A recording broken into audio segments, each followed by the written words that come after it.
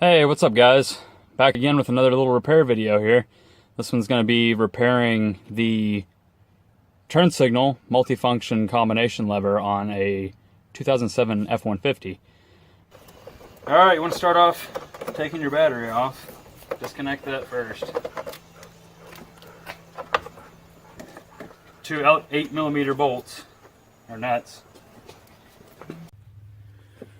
Alright, after you take your battery off, you're going to come down back down here to the fuses and take out number 19.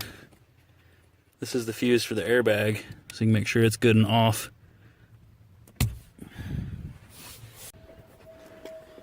Alright, next you're going to want to take off these little covers that are on either side of the steering wheel, and that's going to help you take off this airbag module from the middle.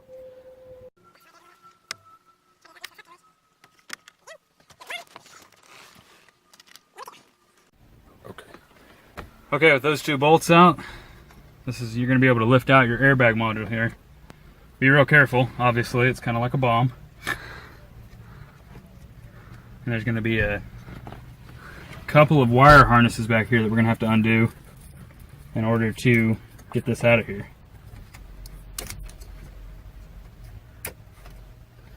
You're going to want to undo this small little, there's a gray clip on the end of that red deal. Undo it with like a pick or a small screwdriver. And it should allow you to pull this out after you undo this red deal on the back here. Okay, in order to get that off, you take the little gray key out of this end, like I was saying, and then there's this little pin right here on the side of this cord. You're going to want to undo that, just kind of push up on this, and it'll just slide right out. And then this one has got a button right here that you kind of push down, and then it'll slide out of this slot right here. So next we're going to want to use a Torx key. It's a T50, and we're going to take this off.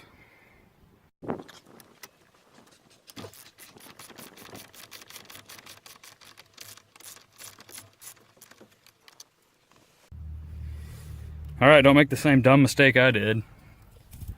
I actually broke this clip right here because I was stupid and forgot to undo this cruise control cable here. So make sure you undo both of them, the airbag and the cruise control, or else you might have to replace this.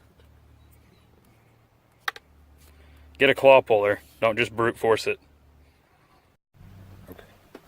Alright, next up you're going to want to come down here. There's going to be another little bolt. It's a 5.5mm. You're going to take it out so we can get this plastic housing off. Alright, once you get that bolt off, you're just going to kind of want to push in, you know, not real hard, but enough to kind of get it to break loose, and pull down kind of at the same time. And that'll snap these little clips loose. Careful not to break them. We don't want to break any more things. And then just kind of pull it out and down like that. Pull it off. And next you should be able to come in. There'll actually be some more bolts right here on either side. And we're going to want to go ahead and unscrew there to get this top piece off.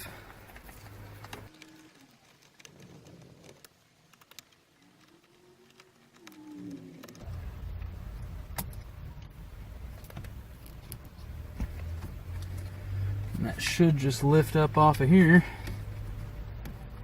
Get that out of the way. Lift it out and off.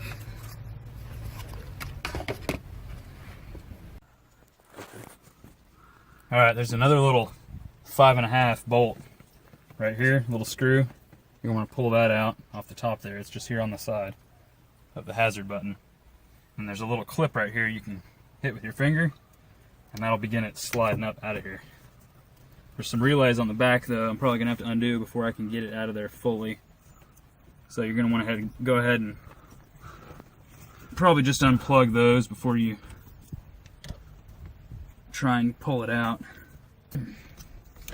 And those have got finger switches on them as well, so you don't have to use a screwdriver if you don't want. Then you just kind of slide that up out of there. Alright, once you work those first two off, what you're actually going to want to do is, this one doesn't disconnect from the back. It actually runs down here underneath the steering wheel. You can see it down there. So you're going to want to disconnect it there, because this new unit actually comes with it attached. It's got its own little pigtail. So you'll plug that in down there in replacement of it. Alright, what I actually did to make this a little easier was I just undid the plastic panel from here. It's 2 7mm screws, bolts, whatever you want to call them, so that I could get to this pigtail here. And to get this off, you're going to want to just push in right down here from the bottom, and it'll slide out of there, just like that. So now, I can go ahead, we can pull out this whole unit. There you go. The old busted unit is completely out. So now we just got to get back to reinstalling. We'll just reverse the order and everything should be spick and span. Alright, so I just reconnected the 2 pigtails down below, and then the one down here that we did. And so this one should just click into place, this new one. Well, it didn't really click, but it's in there. It's on there solid. So we'll just put that screw back in here next. Okay, when you're sliding on this plastic housing, you want to make sure that all the rubber for this is in the right spot, you know, none of it's sticking out, looking wrinkled or weird. And over here there's actually, on this piece, you can see there's a lip, and you want to make sure that the plastic slides into that. That's going to help it stay in place when you put the other piece on. Alright, when you're putting the airbag back on, you want to remember to put these little keys back in. Make sure you have a gray one, and then also this red one here. You're going to want to make sure you get both of those in so that these stay connected and you have airbags.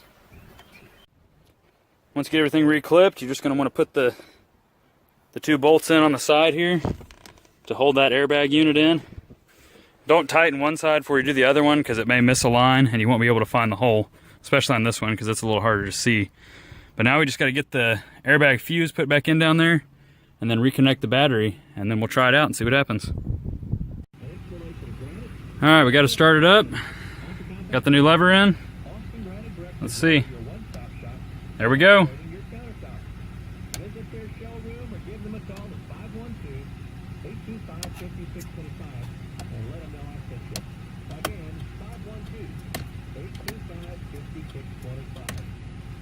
Working just fine.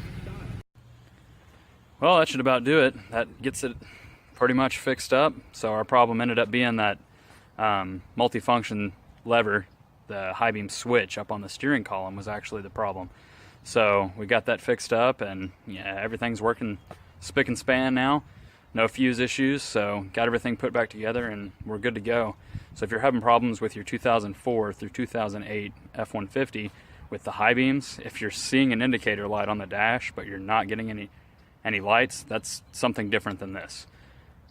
If you're not seeing any indicator that the high beams are coming on and you're not seeing any lights, it's probably your switch. There's actually a service bulletin on this problem, so it's something that's well documented.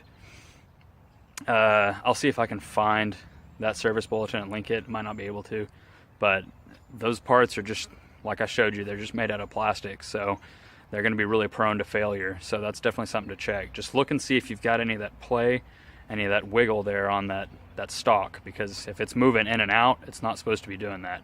Back and forth, sure, and up and down for the blinkers, sure, but you don't want it moving in and out very much at all, if any. So that's probably your problem if you've got that going on. Hope you guys enjoyed this video. You know, give it a like if it helped you out, and go ahead and subscribe to my channel. I'll be putting all kinds of stuff like this up. You know, repairing trucks when we come across problems on them, and I've also got some daily videos you can check out where I talk about other things. So anyways, like and subscribe, guys. Again, thank you for watching. Love all the support. Have a good one.